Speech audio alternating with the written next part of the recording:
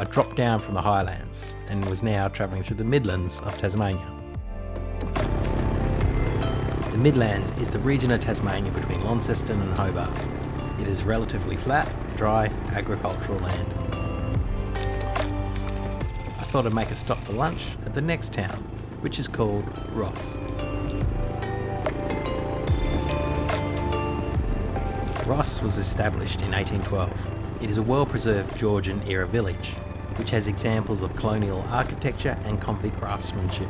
It is one of many towns like this that run along the Heritage Highway, which follows the original inland road from Hobart to Launceston that was created in the 1810s. It was known for its crossroads, where, back in the day, you could choose your path. Temptation, the pub. Recreation, the town hall. Salvation, the church. And damnation, the jail.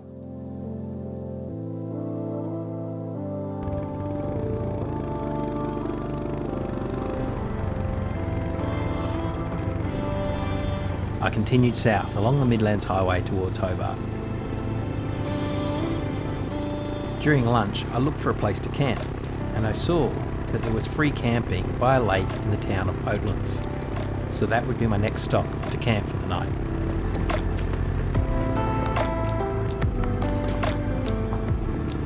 Again, Oatlands was another Georgian-era village with beautiful old stone buildings, which has a certain kind of charm. And here is the lake. It seems to be lacking something. It looked like it had almost dried up, or was I just expecting too much? It definitely wasn't what I'd pictured in my head, but there was another issue. Besides the lack of water, it stunk, and it wasn't pleasant. So, I think a plan B was in order. Now I just had to work out what that was. I was thinking of heading down towards the most southerly point of Tasmania, and I have a mate who lives in Huon Valley, which I'd have to pass through to get to the most southerly point. So, I messaged him and continued riding south. I got a reply back from my mate. He was actually away, but he said I could stay in his house. So tonight was going to be luxury. I rode into Hobart, the capital of Tasmania and its biggest city. Huon Valley is on the other side, so I'd have to pass right through the centre.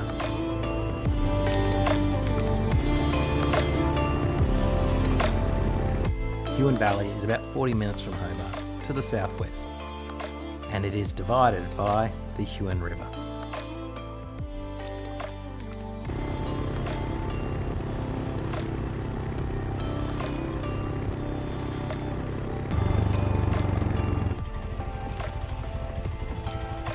After most of the day on the bike, I opted for an early night. I got up and onto my bike as I was keen to explore the valley.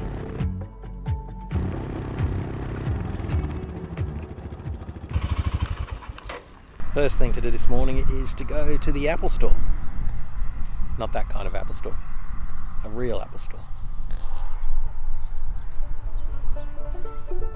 Tasmania was known as the Apple Isle for over 100 years, with the first apple tree being planted in the state and, in fact, the country in 1788.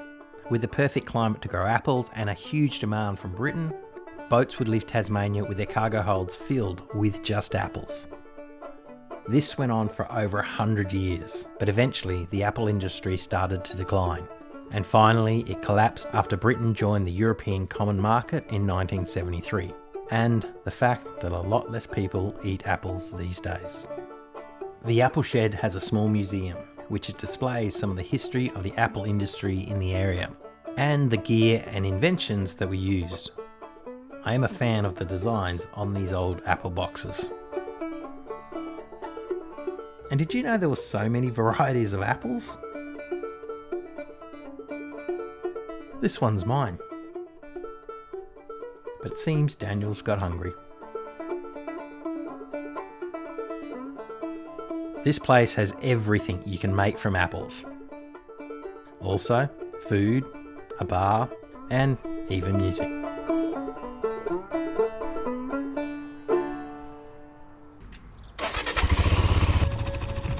My next stop was a berry farm, just down the road.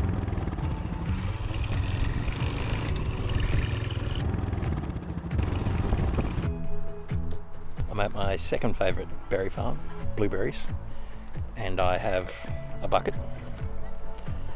It's not about the quantity because it's by weight, it's about the quality. So we're going about quality, otherwise I'll just be sick on blueberries.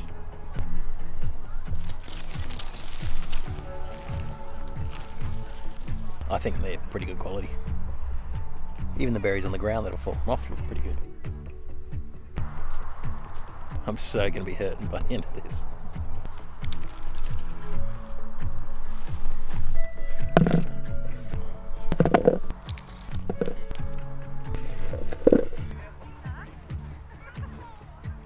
It's hot work picking berries.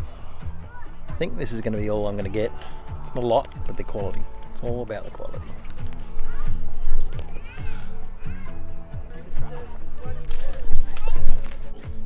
I paid for my berries, then headed back towards the house to eat berries. Huon Valley has a lot of produce, from apples, berries, cherries, wine, saffron, culinary lavender, olives, honey, most vegetables, gin, vodka, beer, as well as specialty meats and delicacies, shellfish, salmon, basically a food lover's paradise.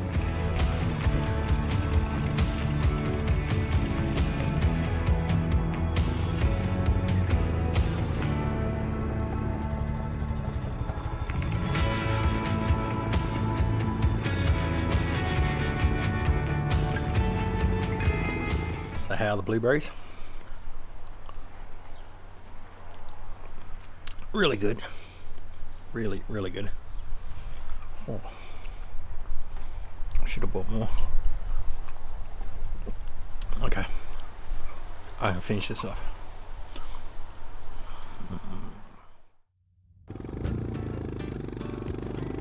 After stuffing my face full of berries, I decided to explore the dirt roads and trails in the hills around where I was. It would be a refreshing change not to have all my gear on the bike.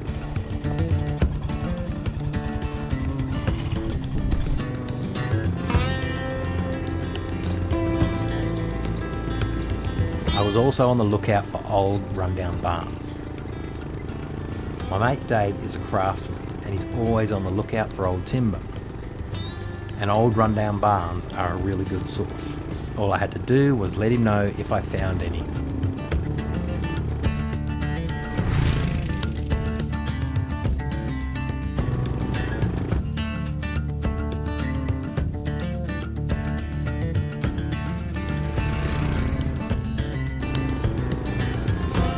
I started exploring more forestry trails, heading further and further into the hills.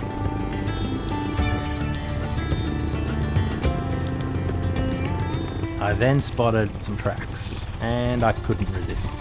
Nothing crazy, they just weaved their way through the forest.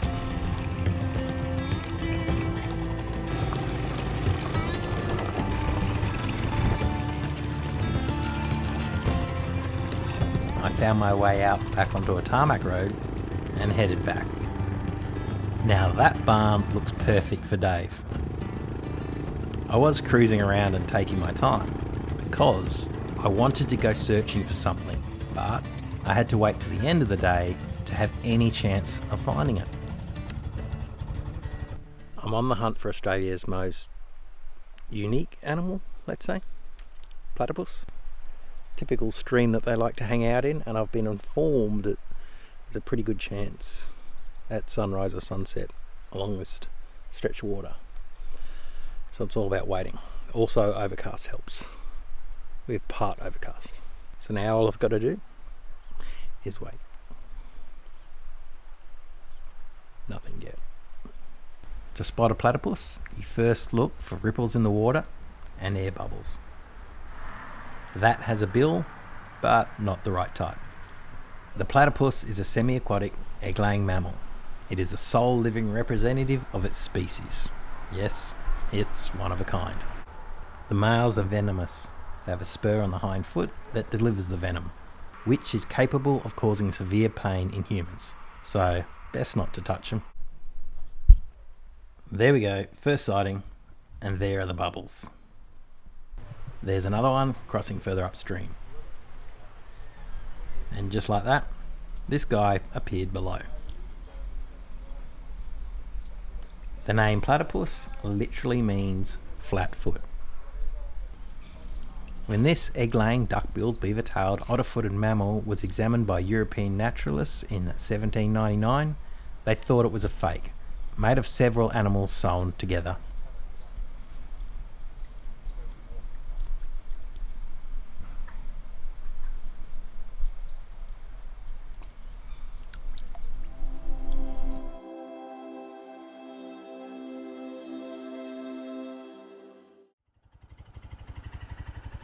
Today I'd head south and check out the most southerly point of Tasmania.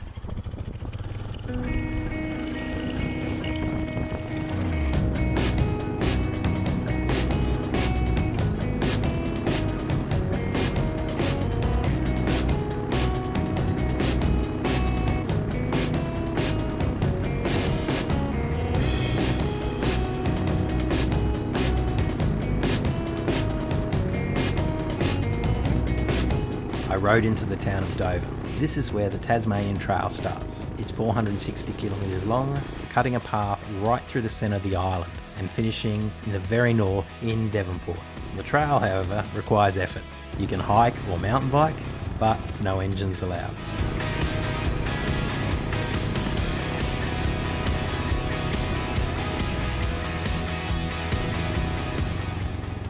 Riding along this road, I've noticed a lot of side tracks, which would be really interesting to explore, but I've got to get to this my southern point first and then hike, and so anything could happen there, so I'll do that first.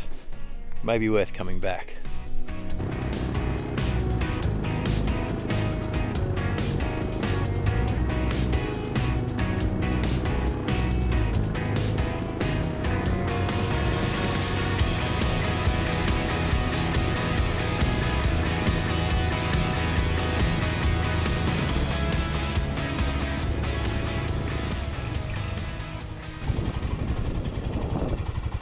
I made it to Cockle Creek. Well, I made it to the end, the most southerly road in Australia. This is where it ends. From here to get the most southerly point, it is walking. So I'm going to change out of bike gear and put some trail shoes on, probably shorts because it's actually quite warm, and start the hike. I will bring a towel and boardies. See if I'm brave enough to get in.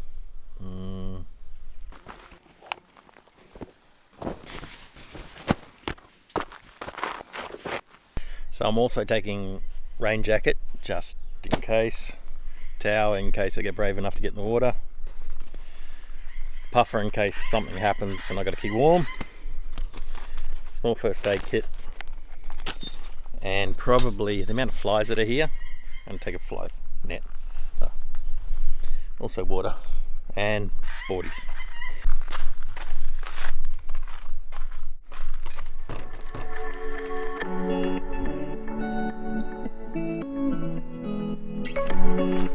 Well, we're off on the trail.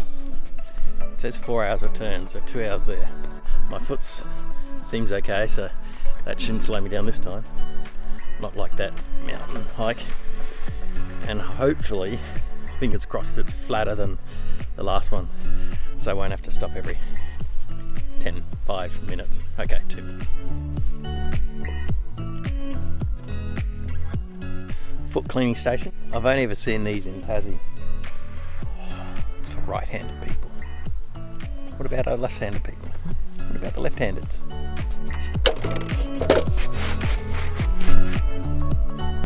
I forgot to mention the one other piece of equipment with me. Goes with me everywhere, the bike and all that. EPIRB, electronic personal beacon. Good to have, just in case.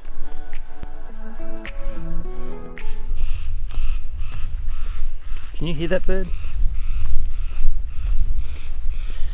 Sounds in distress. Or more likely it's a baby wanting food.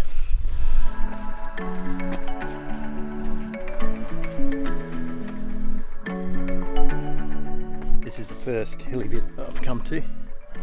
So far so good. This is it. Oh, I can see a hill up ahead that's quite high. Hopefully we go around it. It's cooling off through here, which is nice. Little Fern Gully. Seem to have exited the forest. We're on to the next section.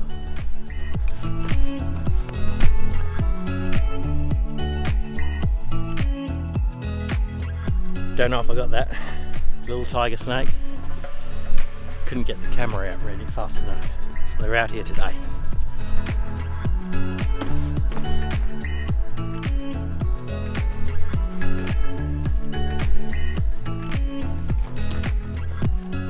It's a cool track along here.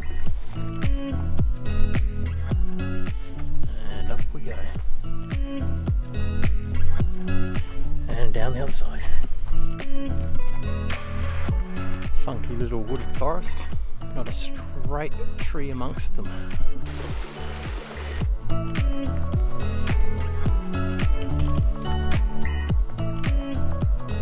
I can hear the sound of the ocean. I must be getting close. Hope there's a swell on. Looks clean out there. Be a long way to carry a board though. Probably be worth it though.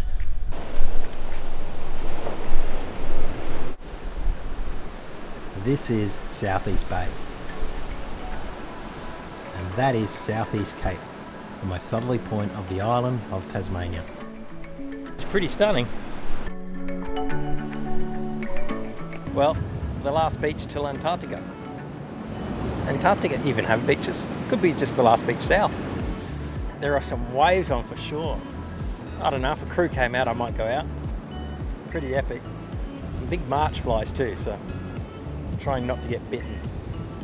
I think I might get wet all this way. It was a bit of a hot, sweaty track, so. Okay. Not a fan of really cold water, so.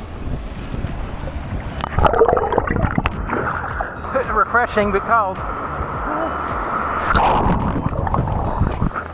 There's an oxymoron. So good, but so bad. Holy splendor. Once you're in, it's good. It's just getting in.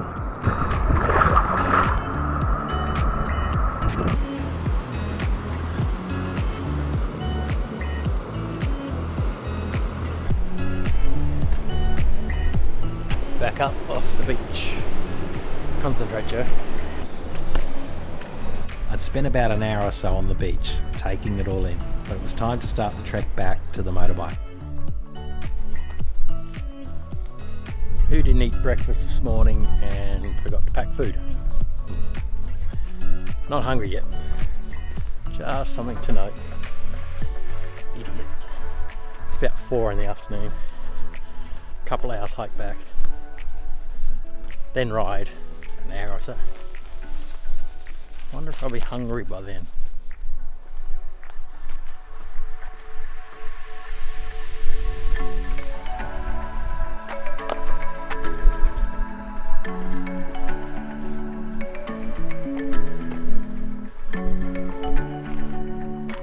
Well, I made it.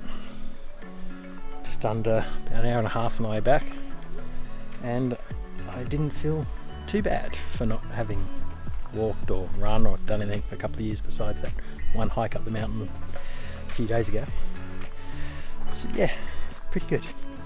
Now the mission is to get food since I haven't eaten, and it isn't fasting a thing now. That's all I'm doing, fasting. I'm doing good for me. Yeah. Back on the dirt trails and chasing food.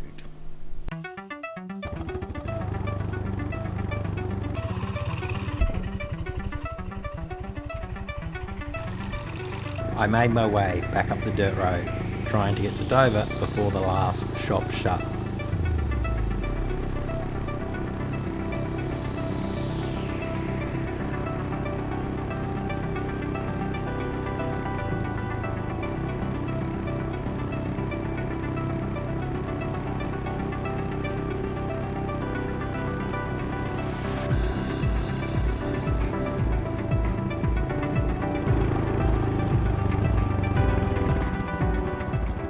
So I did make it to the gas station, the only thing open, and they had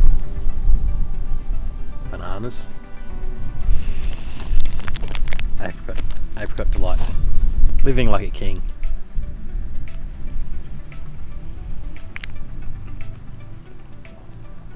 food's so good when you're hungry. They're made from apricots, which are fruit, so they're good for you. That's my logic.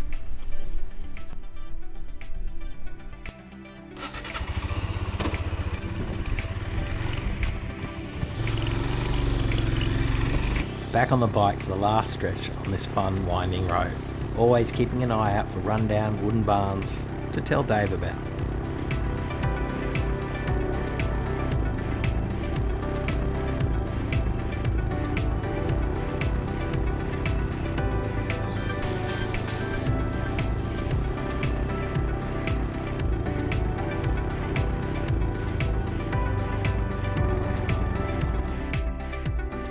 It had been an epic couple of days in the south.